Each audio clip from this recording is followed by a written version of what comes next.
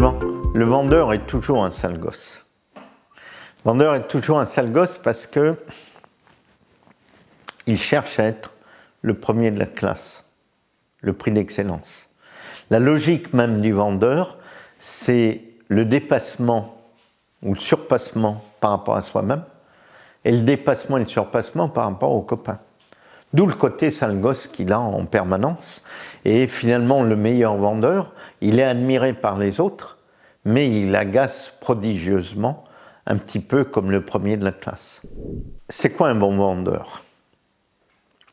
Un bon vendeur est quelqu'un qui fonctionne comme un être humain complet sur 2 pieds ou 2 cerveaux.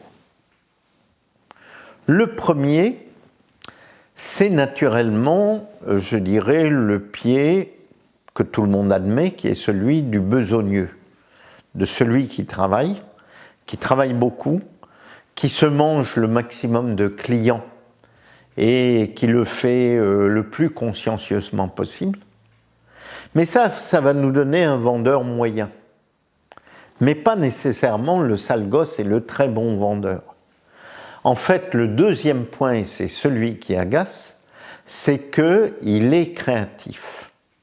Et qu'en fait, il n'y a pas de très bon vendeur qui ne soit pas, je vais dire, un créatif, un idéatif. Quelqu'un qui, en permanence, quand il est en face d'un client nouveau, va inventer l'argumentaire qui va être adapté à son client. Donc, il aura sans doute une qualité d'écoute supérieure, mais il aura des neurones qui vont aller assez vite pour immédiatement, dans le temps que se joue la durée de la vente, c'est-à-dire quelques secondes, quelques minutes au mieux, de trouver les arguments comme le fait un très bon judoka avec une très bonne prise de judo pour globalement se mettre au niveau de son client et pour faire corps complètement avec son client. Les bons marketeurs sont d'abord de bons vendeurs. Et les grands groupes du type Procter & Gamble, Unilever, etc., prennent les meilleurs étudiants qui viennent des meilleures écoles de commerce, des meilleures business schools, et les font vendre des boîtes de lessive pendant 2 ans avant de les sortir et de les amener au service marketing pour devenir des chefs de produits et évoluer après au sein du marketing. Donc, un bon marketeur, et dans une organisation marketing comme le sont les grands groupes lessiviers ou les grands groupes agroalimentaires, sont d'abord de bons vendeurs.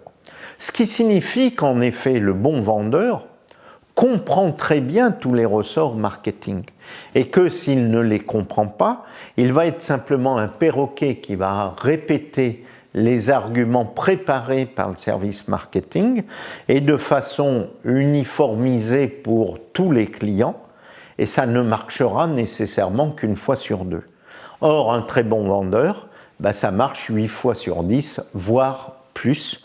Donc en fait, dans tout market, il y a globalement, ça veut dire également vendre, et donc un bon marketeur est un bon vendeur, même si quelquefois il refuse l'amalgame, et un bon vendeur est nécessairement un marketeur, même si par humilité, il n'ose pas le crier aussi fort.